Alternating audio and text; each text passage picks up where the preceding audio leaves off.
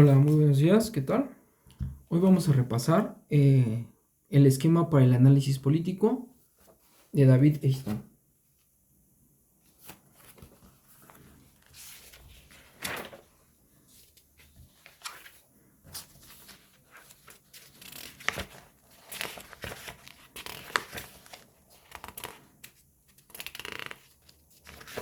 Bueno, parte de esta lectura empieza con teoría e investigación de la conducta. Este libro trata sobre un nuevo tipo de enfoque teórico para el análisis de la vida política, método que a falta de un nombre más descriptivo podría llamarse análisis sistémico. La elección del análisis sistémico como enfoque principal de la teoría política refleja solo una entre muchas estrategias significativas posibles para construir una teoría política general, pero se trata de una estrategia que nos permite aprovechar una revolución conceptual ya muy avanzada, no solo en varias disciplinas conexas, sino también en las ciencias naturales y biológicas. Siempre resulta viable tomar el aparato conceptual de otras disciplinas y aplicarlo analógicamente a los datos de un campo diferente. Aunque no se llevara más lejos el interés, esto podría ser muy útil como estímulo para la investigación teórica de la política. En la historia, la ciencia de la analogía y la metáfora sirvieron más de una vez como fuente de nuevas ideas y de transformaciones fundamentales del pensamiento. La ciencia política tomó constantemente en préstamo modelos de análisis de otros campos. En lo que atañe a la teoría política, estamos en la actualidad dispuestos a ir mucho más allá. Podemos explorar los lineamientos básicos de una estructura conceptual fundada en la adopción y adaptación específica de análisis sistémicos para la comprensión de la vida política.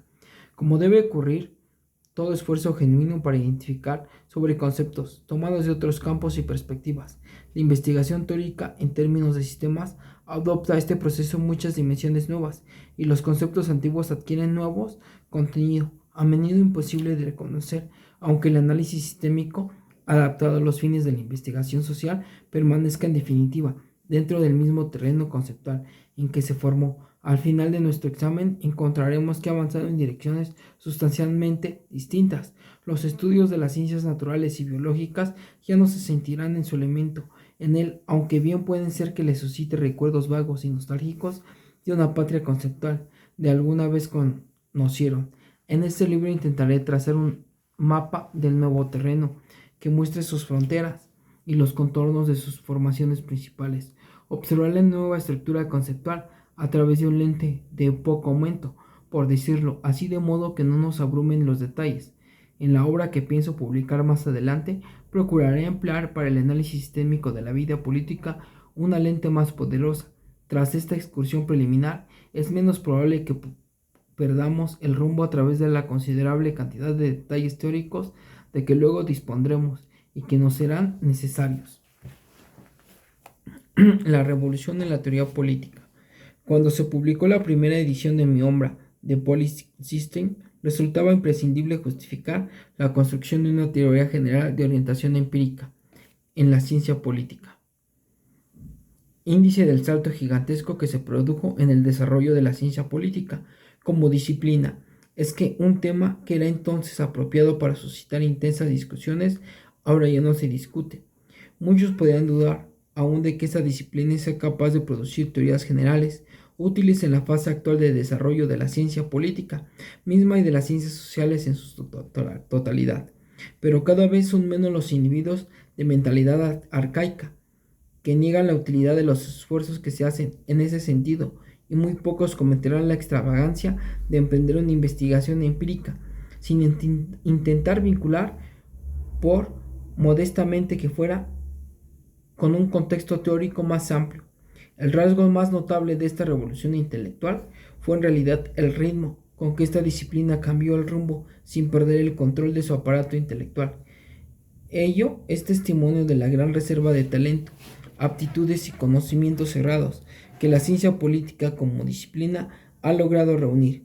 En tan breve tiempo se ha producido una revolución en las perspectivas generales, proliferan nuevos conceptos a un paso cada vez más rápido y se han presentado para su investigación y estudio serio nuevas estructuras conceptuales de variable y claridad. Todo esto ha ocurrido bajo el signo de un sismo intelectual que ha sacudido a todas las ciencias sociales y al que durante un tiempo se denominó enfoque conductualista.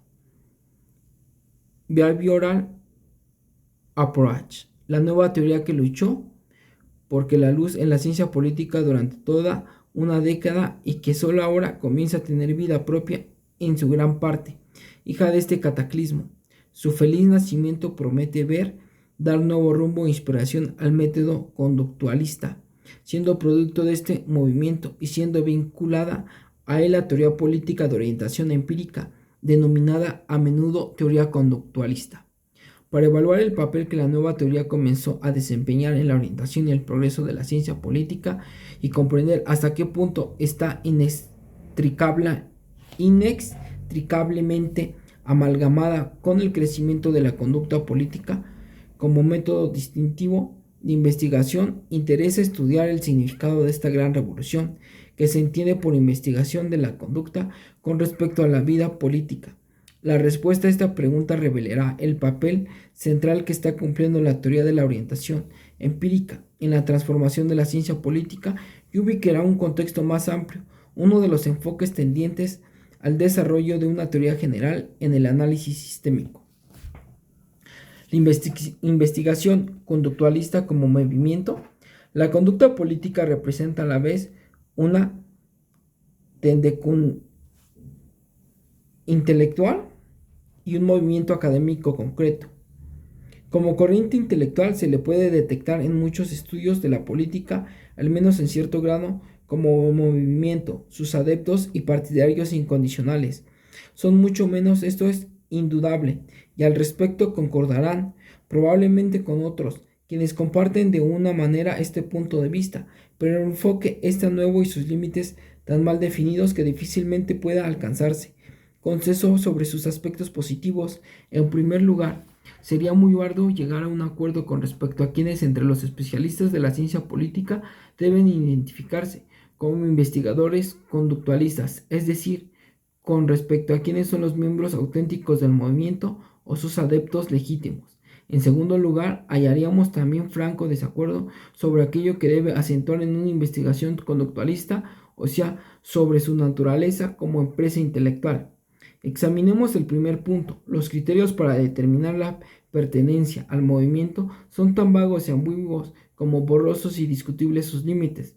Al igual de la que ocurre en la mayor parte de los movimientos sociales, la pertenencia no consiste en integrar una organización formal, sino en sentir que se participa de una misma orientación, que se poseen ideales y supuestos semejantes, que cada cual respeta los intereses del otro y que se busca ayuda y apoyo recíprocos o se acepta un liderazgo común. Sin embargo, ciertos símbolos materiales y pautas de conducta distinguen efectivamente el citado movimiento. Sus adherentes inscribieron para un número limitado de publicaciones periódicas. Incluso llegó a producirse en forma inesperada una cierta especialización en la elección de las casas editoriales de libros. Aunque el movimiento no cristalizó nunca en sentido formal, hay estructuras como los comités de conducta política y de política comparada del Consejo de Investigaciones de Ciencia Social que proporcionaron de alguna manera un núcleo institucional, al menos en estos dos campos. Por otra parte, hace ya algún tiempo, los sentimientos de los adeptos se encendieron lo suficiente como para discutir la conveniencia de establecer instituciones propias, por ejemplo, un periódico o organización especial, a diferencia de lo que ocurrió en psicología, psiquiatra y otras ciencias, en que a partir de una asociación inicial se incidieron otras de puntos de vista divergentes de la Asociación Norteamericana de Ciencia Política.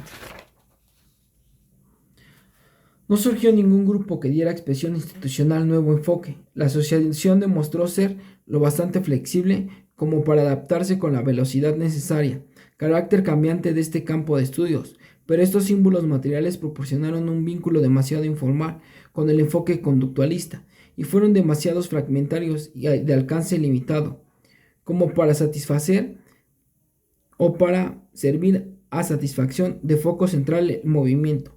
Es consecuencia, este siguió en un estado muy rudimentario, incapaz de originar una verdadera ortodoxia o doctrina inolvidable, y así como la profesión de la ciencia política se salvó del trauma de los carismas institucionales, pero inesperado costo, los titulares del movimiento conductualista no se pueden distinguir con facilidad de los que los simples compañeros de ruta, simpatizantes, tolerantes, partidarios, ocasionales o críticos ambivalentes. Es posible que los tradicionalistas consideren a un autor como perteneciente al campo antagónico y al mismo tiempo este último grupo lo desautorice basándose en razones diametralmente opuestas. La ambigüedad produce tal vez de la naturaleza el compromiso que se exige con un conductualista. Este no está aprobado o incapacitado por el solo hecho de serlo, de continuar con investigaciones tradicionales siempre con las condiciones necesarias y apropiadas, como ocurre en el estudio de las relaciones entre instituciones. El método conductualista mostró pues ser su mayor fuerza en investigaciones relativas individuos, especialmente en sus relaciones cara a cara a un tipo de conducta colectivo contra la votación, la estructura y procesos internos de pequeños grupos y organizaciones y ciertos aspectos de comunidades bien definidas representan el ámbito más amplio para que el que se crearon técnicas perfectamente conciliables con las opuestas del conductualismo. Estas técnicas son menos confiables y sus resultados menos valederos si se aplican a las relaciones entre instituciones, como por ejemplo entre sistemas de partidos, legislaturas o entre sistemas electorales y partidos, al efecto de diversos tipos de convenios institucionales sobre el reclutamiento de personas destinadas a cargos de dirección de autoridad. Pese a las críticas en sentido contrario, son los raros estudiosos de la conducta política quienes se someten en exceso a los límites de investigación definidos por sus técnicas rigurosas. En la práctica observamos que la mayor parte de los conductualistas están dispuestos a aplicar los mejores recursos técnicos disponibles, aunque esto significa que el único método factible será el tradicional. En realidad, el conductualista es un producto mixto de lo tradicional y lo conductualista con tendencia a esto último, pero lo que con frecuencia vuelve difícil identificar a los conductualistas auténticos es el carácter que adopta esa mezcla en cada caso particular. La conducta política como tendencia intelectual. Si mi primera tesis es que la conducta política tiene muchas de las cualidades de un movimiento social incipiente, la segunda es precisamente por estar mal definido, resulta mucho más fácil describirlo con referencia a su contenido intelectual que con referencia a sus miembros. La mayor parte de los estudios de la política, aun los que se resisten a ser clasificados como conductualistas, probablemente estarían contestes sobre la naturaleza general de las suposiciones y objetivos conductualistas. Pese a las grandes diferencias que habría en los concerniente al énfasis que debe colocarse en cada uno de ellos, ¿cuál es el índole de estas suposiciones y objetos fundamentales del movimiento? No hay única caracterización que resulte satisfactoria para todos, pero la siguiente lista constituye una enumeración bastante precisa y exhaustiva. 1. Regularidades. En la conducta política se pueden descubrir uniformidades expresables que en generalizaciones o teorías con valor explicativo y predictivo. 2. Verificación. La validez de esas generalizaciones deben ser verificables, en principio con referencia a una conducta relevante. 3. Técnicas. Los medios para recoger e interpretar datos se pueden dar por supuestos, son inciertos y hay que examinarlos escrupulosamente, perfeccionarlos y validarlos de manera de contar con instrumentos rigurosos para observar, registrar y analizar la conducta. 4. Cuantificación. Para que el registro de datos y la formulación de los hallazgos sean precisos, se necesita medir y cuantificar, no como procedimientos válidos por sí mismos, sino solo cuando sean posibles, relevantes y significativos, la luz de otros objetos. 5. Valores. La evaluación ética y la explicación empírica requiere dos clases diferentes de proposiciones que en beneficio de la claridad deben distinguirse analíticamente. No obstante, nada impide que un estudioso de la conducta Política enuncia juntas o por separado proposiciones de cualquiera que ambas clases, siempre que no las confunda. 6. Sistematización. La investigación debe de ser sistemática, es decir, que teoría e investigación se deben considerar partes entrelazadas de un cuerpo coherente y ordenado de conocimientos. La investigación no respalda por la teoría puede resultar trivial y la teoría no se apoya en datos van. 7. Ciencia pura. La aplicación del conocimiento es parte integrante, al igual que la comprensión teórica de la empresa científica, pero la comprensión y explicación de la conducta política son lógicamente anteriores a los esfuerzos por aplicar el conocimiento política a los problemas prácticos y urgentes de la sociedad, y le sirve de base. Integración, que es la número 8. Las ciencias sociales se ocupan de la totalidad de la situación humana. Por ello, si la investigación política prescinde de los hallazgos de otras disciplinas, corre el peligro de reducir la validez de sus propios resultados y socavar su generalidad. El reconocimiento de esta interrelación contribuirá a que la ciencia política recupere su estatus de siglos anteriores y vuelva al gran redil de las ciencias sociales. Esta lista incluye probablemente la tesis principal del credo conductualista y es representativa de las mayores divergencias existentes entre los modelos de investigación conductualistas y tradicionales. En este carácter nos ofrece una exposición puramente formal del significado del conductualismo, explicación que nos ayuda tanto a comprender a este cuanto a apreciar la naturaleza de las preguntas que debemos formular.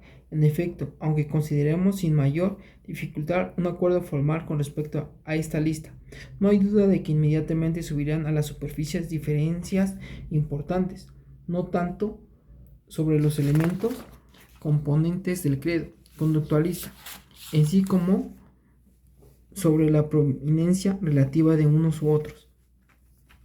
Al examinar las diversas explicaciones que ofrecen los mismos conductualistas, observamos que dentro de los amplios límites fijados por el credo, el método conductualista ha terminado por significar casi tantas cosas como comentaristas.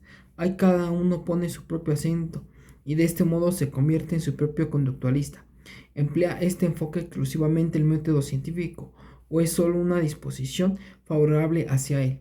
Recurre a ciertos tipos de datos, hasta ahora ausentes de la investigación política, especialmente a los hallazgos de ciencias y núcleos sólidos, como la psicología, la sociología y la antropología, o equivalente a gran parte a un retorno al individuo como punto focal de dicha investigación.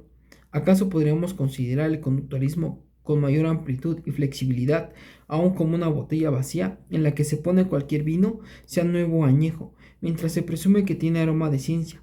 Sea cual fuera nuestro punto de vista, podemos volvernos hacia ciertas autoridades para solicitar una interpretación. No existe, empero, una completa nomía interpretativa, aunque los distintos énfasis pongan en primer término aspectos diferentes del paisaje y hasta produzcan la impresión momentánea de que hay gran distancia geográfica entre las autoridades en la materia. Un examen más detenido revela que todos miran en la misma dirección, una ciencia de la política formada según los supuestos metodológicos de las ciencias naturales. Esta conclusión nos deja, como dijo antes, una pregunta fundamental sin contestar. Si esto es todo lo que significa realmente la reacción contra la tradición, si los conductualistas se limitan a bregar por la implantación del método científico, ¿por qué no nos contentamos con llamar al pan paz y al vino vino? Al pan pan y al vino vino. ¿Qué es lo que hizo necesario o útil acuñar y así circular una nueva moneda conceptual? La conducta política. Al final y al cabo, la ciencia sigue siendo un ideal venerado en los Estados Unidos. Durante las décadas de 1920, 30, 1930 y 40, la frase ciencia de la política fue en efecto el modelo predilecto de designar las tendencias más nuevas del periodo que originó la reacción morena. ¿Es acaso necesario dar otro nombre a la rosa? Si nos contentáramos con aceptar la explicación de la conducta política como la aplicación continua del método científico a la política iniciada en la época que va de 1920 a 1940, podríamos descartar inmediatamente este cambio de terminología, atribuyéndolo a un mero capricho, a las variaciones inexplicables que favorecen las modas del lenguaje o a la necesidad de contar con un símbolo para autoidentificarse en las batallas con la ortodoxia establecida. No hay duda de que tales factores desempeñaron algún papel en la difusión del rótulo conductualista. No obstante, si no se detuvieran aquí, no concluyéramos que la nueva denominación no significa más que esto, olvidaríamos ciertas implicaciones esenciales, reveladoras de que nuestra disciplina forma parte de un cambio más profundo que tiene lugar en todas las ciencias sociales de nuestra época. Para apreciar en todo su significado la tendencia conductualista, debemos ampliar nuestros horizontes y ver en este desarrollo una reacción contra el hecho de que todas las ciencias sociales avanzan hacia una nueva fase. Estaría tentado de decir de mayor madurez científica y que se caracteriza por nuevas apariciones históricas. Reaccionan contra ese hecho y a la vez reflejo de él. Insuficiencia de una explicación metodológica. Si nos contentamos con aceptar el enfoque conductualista como un modo de identificar que sus adeptos se proponen emplear los métodos más adelantados de la ciencia social y nada más nos echamos encima el problema que veneramos a continuación, varias otras ciencias sociales como las llamadas ciencias de núcleo sólido o que ya nos hemos referido, se juzgaron a sí mismas durante muchos años, desde antes de la Segunda Guerra Mundial, como devotas del método científico. Gran parte de sus esfuerzos se dirigieron a esclarecer y elaborar las premisas metodológicas de las ciencias sociales y a crear técnicas refinadas y rigurosas para la acumulación, interpretación y análisis de los datos. Lo notable de este caso es que si bien esas disciplinas ya se concebían a sí mismas de este modo en el intervalo entre ambas guerras, solo a partir de la década de 1950 y 60 comenzaron a denominarse y ser denominadas ciencias conductualistas. Como en el caso de la ciencia política misma, podríamos alegar que un nombre no significa nada, que las oscilaciones de nomenclatura entre las ciencias sociales y las conductualistas son irrelevantes y carecen de consecuencias, pero en sentido común nos dicen algo más. Con los nombres refuerzan a menudo por anticipado cambios ya producidos en los objetos a que se refieren. A mi entender, los cambios de nombre tienen precisamente este significado en las ciencias sociales. La inclusión del estudio de la vida política como parte de las ciencias de la conducta sugiere igualmente que, prescindiendo por el momento de la naturaleza de la transformación producida, debe implicar algo más que la simple importación del método científico a la ciencia política. Por esta razón, no entenderemos todas las connotaciones del término conducta política, a menos que lo consideremos como parte de la evolución de las disciplinas sociales en su conjunto. Es demasiado fácil, pero engañoso interpretarlo como sinónimo de lo meritorio, de la investigación o del método científico. Ver en él un arma ideológica que imprime color y vigor al movimiento de un grupo difuso, informal de académicos en rebelión contra las tradiciones, solo en parte es correcto. Además, con ello se disminuye mucho el valor de ese nuevo movimiento. Inadvertidamente,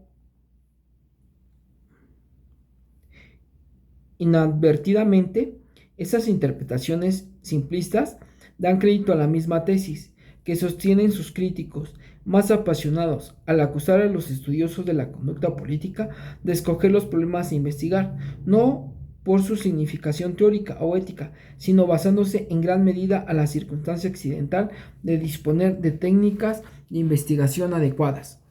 Si no se dispone de una técnica confiable, considérese que el tema no se puede investigar.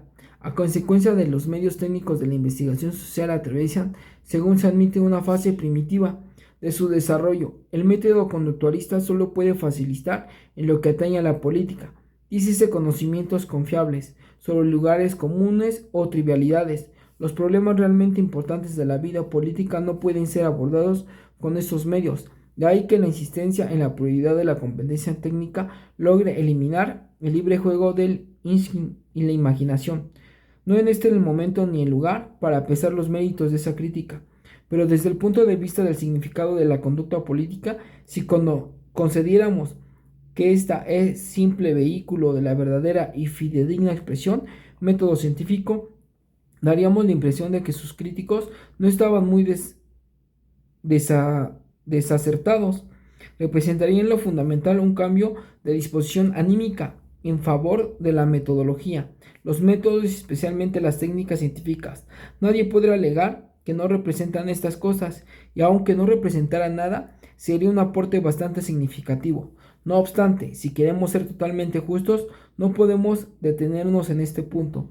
Ello no nos llevaría a desdeñar o ignorar por completo un aporte igualmente crucial y sustantivo que contribuye a tener un puente importante entre la ciencia política y sus disciplinas vecinas por un lado y el futuro de la investigación política por otro. Perspectiva histórica del pasado. Para apreciar hasta dónde la aparición de un enfoque conductualista va más allá de una reorientación metodológica o meramente técnica, debemos ubicar las tendencias recientes de la investigación política en el contexto del movimiento histórico general de las ciencias sociales. El método más rápido para lograrlo, sin verse envuelto en la maraña de su historia, en seguir de la evolución de los nombres con que se designó lo que acabábamos por llamar ciencias conductualistas, en dichos nombres hallaremos reflejada la esencia de la transformación histórica. Resulta relevante para nuestros fines inmediatos. Históricamente hablando, del saber social era el principio uno indivisible. La especialización del trabajo aparece bastante tarde en el escenario intelectual del mundo occidental. Durante casi 2000 años, desde los comienzos del primer periodo griego clásico hasta cierto momento del siglo XVIII, los hombres no se consideraban fundamentalmente unos a otros como especialistas, sino como buscadores de sabiduría y conocimiento, como filósofos en la acepción original de la palabra. Cierto es que ya en la Edad Media el derecho, la teología y la medicina figuraban en las universidades como campos de aprendizaje y enseñaban separados y coordinados, pero la filosofía seguía abarcando el grueso de los conocimientos humanos sobre el hombre en la sociedad. A medida que aumentaba la importancia del conocimiento en la época moderna y que cambiaba el ritmo y dirección de su desarrollo, este cuerpo general de saber comenzó, sin embargo, a dividirse paulatinamente en segmentos especializados en el siglo XVIII. Por ejemplo, ya se puede distinguir de la filosofía moral, la que dio en llamarse filosofía natural, y a medida que se incrementaba el conocimiento, ambos campos a lo largo de la centuria y sus nombres sufrieron otra sutil modificación. Bajo el prestigio crecientemente de la química, la física y la biología, pasaron a denominarse ciencias naturales y morales. Su mayor elaboración durante el siglo XIX, en especial gracias al impulso de Saint-Simon y Auguste Comte, y el hecho de centrar su enfoque en las relaciones humanas dentro de la sociedad, hicieron que las ciencias morales recibieran finalmente la denominación actual de ciencias sociales. Por supuesto, la indagación ética, la filosofía, persistieron a través de esta complicadísima evolución del conocimiento social, pero la filosofía perdió carácter que depositaría de casi todo el saber existente y quedó reducida al papel de categoría residual, cuya amplitud siguió disminuyendo hasta nuestros días, viéndose obligada a redefinir periódicamente las tareas que le son propias. Esta somera reseña de los nombres asociados al conocimiento de la realidad social en sus diversas bases no advierte que la aparición de un nombre nuevo no es un hecho sin precedentes en la historia, en una historia de que data de miles de años y que sin duda habrá de continuar. Cada transición de la filosofía a la filosofía natural y la filosofía moral a las ciencias naturales y morales en las ciencias sociales, ahora las ciencias conductualistas, señala una fase de movimiento realmente rectilíneo en la índole de nuestra comprensión del hombre en sociedad y en las suposiciones subyacentes. Bien podemos sospechar que se han producido o se están produciendo algunas transformaciones fundamentales. El presente. Queda puesto el problema de entender por qué un sector importante de las ciencias sociales han recibido el nombre de ciencias conductualistas. En este momento particular de su historia, por sus orígenes, sería válido considerar a este concepto accidental en el año 79, periodo de sesiones del Congreso de los Estados Unidos. Un comité del Senado encargó la necesidad de crear una fundación científica nacional que estimulara y financiara investigaciones académicas. Diversos representantes de las ciencias sociales prodigaron entonces sus esfuerzos para que sus disciplinas fueran incluidas en el ámbito de la legislación propuesta, ya sea por un auténtico error o una forma deliberada. Hubo senadores que en las reuniones plenarias del cuerpo insistieron en hablar la ciencia social como ciencia socialista, con el fin de evitar una confusión mayor. Dícese fue acuñada la expresión ciencias conductualistas para designar todos los sistemas vivos de conducta o comportamientos tanto biológicos como sociales. Esta denominación se funda de la idea de que serviría para identificar aquellos aspectos de las ciencias sociales que se pudieran poner bajo la égida de una confundación dedicada a apoyar la ciencia rigurosa. Aproximadamente por esa época se organizó la Fundación Ford y al buscar un nombre apropiado para la elección destinada a fomentar el desarrollo científico del conocimiento social, se optó por división de ciencias conductualistas. Estas dos fuerzas accidentales combinadas se dieron a popularizar el nuevo apelativo. Si esta historia auténtica, apócrifa y por interesante que resulte, especular sobre el origen de una idea, huelga decir que no es un hecho decisivo. Muchas ideas nacen, pero pocas sobreviven y se propagan. Lo que importa es entender que particulares de la situación actual de la investigación han llevado a los hombres de ciencia a adoptar el nombre nuevo en lugar del más antiguo y corriente. Las diversas fundaciones, institutos y programas departamentales universitarios que emplean el término de la ciencia conductualista lo aplican a cualquier investigación social interesada en la comprensión científica del nombre en sociedad, prescindiendo de la disciplina bajo el cual se cobija. Oímos hablar del estudio de la conducta religiosa, económica, política, psicológica, etc. La aplicación de este concepto sobrepasa los límites de las tres disciplinas consideradas de núcleo sólido, pero como ya vimos, su uso será superfluo, por lo menos en cuanto ayuda a que estas disciplinas avanzaran más rápido, o seguramente en una dirección científica. Su adhesión al ideal científico es bien conocida y han dado pocas señales de cambiar de rumbo. Podríamos preguntarnos, por consiguiente, si en el amplio camino recorrido por la historia del conocimiento social, idea de las ciencias conductualistas, nos hace prever una furcuación de caminos, el comienzo de un desarrollo orientado es una dirección radicalmente nueva. La respuesta, a no dudarlo, afirmativa. La integración de las ciencias sociales. Es la nueva terminología que se refleja el hecho de que la investigación contemporánea de lo social se ha añadido dos ingredientes que contribuirán a apartarla de todas las épocas pasadas. En primer lugar, nunca hubo una demanda tan grande de adhesión escrupulosa a la teoría empírica en todos los niveles de generalidad, tanto de alcance medio como general, que se pueden reducir en principio a posiciones verificables. En segundo lugar, como parte de ello, las ciencias sociales se han enfrentado con el problema teórico de localizar unidades de análisis estables que pudieran desempeñar en lo social el mismo papel que las partículas de materia desempeñan en las ciencias físicas. Este vuelco hacia la teoría empírica estuvo parcialmente vinculado con una nueva esperanza nunca abandonada por completo en la historia de la especialización creciente del saber, que reapareció con fuerza particular en las décadas del 30 y el 40. Que la comprensión del hombre en sociedad se enriquecería inmensamente sin encontrar el modo de integrar las ciencias sociales en una unidad básica. Hubo un tiempo en que dicha integración constituyó una especie de quimera académica, si bien más tarde perdió su ímpetu primitivo, dejó tras suyo un residuo virtual. Lo repito esta parte, dice, hubo un tiempo en que dicha integración constituyó una especie de quimera académica, si bien más tarde perdió su ímpetu primitivo, dejó tras suyo un residuo vital. Modos de integración. Resultó que los estudiosos podían concebir esta integración disciplinaria como producida en varios niveles diferentes. En el nivel de la aplicación, los datos de las distintas ciencias sociales se podían reunir para solucionar todos los problemas sociales. La unificación debía efectuarse sobre la marcha, por así decir. La vivienda, el desempleo, la paz, etc., no se debían considerar asuntos exclusivamente sociológicos, económicos o políticos. Para estudiarlos como corresponde, era preciso explicar conocimientos derivados de un conjunto de disciplinas. Mediante grupos de especialistas que trabajaran juntos con fines prácticos, se podían alcanzar una especie de integración disciplinaria.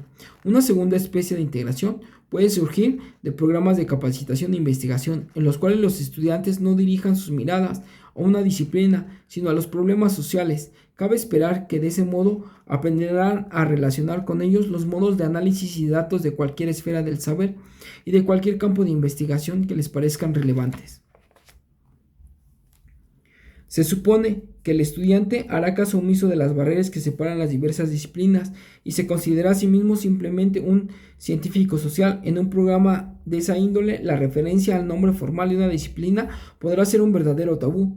Relacionado con este método, aunque diferente, habría una tercera especie de integración. Se entendía que para preparar a una persona en 2 o 3 disciplinas podrían originar una integración limitada en la mente individual, por lo menos alentaría una fusión entre la clase dentro de los límites de la capacidad de una persona para asimilar y sintetizar por su cuenta varios campos sociales. En este campo la preparación debería ser de orientación disciplinaria, pero el resultado sería la unión integral de 2 o más disciplinas. Cada uno de esos 3 niveles de integración tiene algo a su favor. Cada uno dejó su señal en los planes de estudios para la preparación de científicos sociales y contribuyó a crear una nueva autoimagen de las ciencias sociales, por lo menos con respecto a sus interconexiones intrínsecas. Sin embargo, ninguna de estas sendas llevó a una unificación integral de las disciplinas. Lo que proponía era a lo sumo una especie de fertilización cruzada o intercambio de conocimientos. Ello abrió el camino a la búsqueda de un medio para lograr la verdadera síntesis, lo que acabó por ser un cuarto nivel posible de integración. Detrás de este método se oculta la convicción de que existieran ciertas unidades fundamentales de análisis referentes a la conducta humana, con lo que puede generalizar de que estas generalizaciones pueden proporcionar una base común para construir las ciencias especializadas en el estudio del hombre en sociedad. En lugar de una combinación mecánica de las ciencias sociales, esto coloca una ciencia de la conducta. Pese a que algunos autores de la inspiración reduccionista se pronunciaron a favor de la psicología como ciencia básica ya existente y a otros en favor de la sociología o de la antropología y hasta de la ciencia política, los principales esfuerzos se orientaron hacia la búsqueda de una base completamente nueva. La expectativa y la esperanza de crear una teoría social básica como un impulso a las investigaciones en ciertas direcciones inevitables. Lo más importante para nuestros fines es que ha llevado a buscar una base común de análisis que pueda nutrirse fácilmente de los temas que estudia cada una de estas disciplinas. En teoría, las unidades deberían ser repetitivas, ubicuas y uniformes, moleculares, más bien que constituyan de modo las partículas que conforman el texto comportamiento social y que manifiestan por medio de diversas instituciones, estructuras y procesos.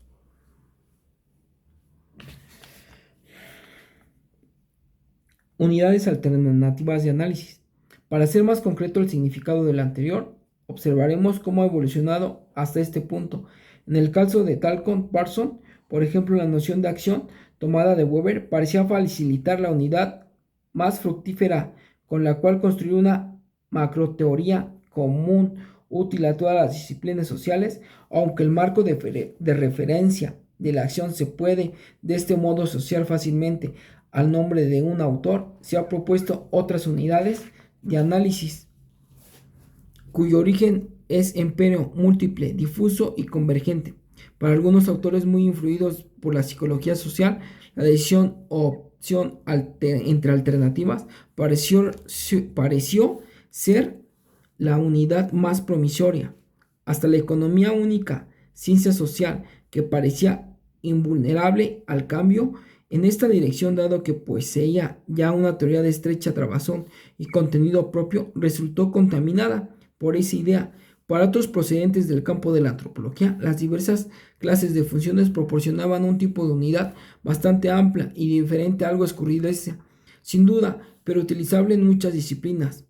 En época reciente aparecieron como focos posibles los sistemas, comenzando por la célula más pequeña del cuerpo humano como sistema avanzado hacia el sistema cada vez más incluyentes. Por ejemplo, el ser humano como organismo, la personalidad humana, pequeños grupos e instituciones, más amplias sociedades y conjuntos y sociedades como el sistema internacional. Se parte del supuesto de que la conducta en esos sistemas se puede regir por procesos no análogos, sino homólogos, El análisis general de sistemas es tal vez un esfuerzo más ambicioso, aunque la teoría de la acción por colocar varias disciplinas en un marco común nuestro que extiende su red a todas las ciencias tanto físicas, biológicas como sociales, considerándolas sistemas de conducta.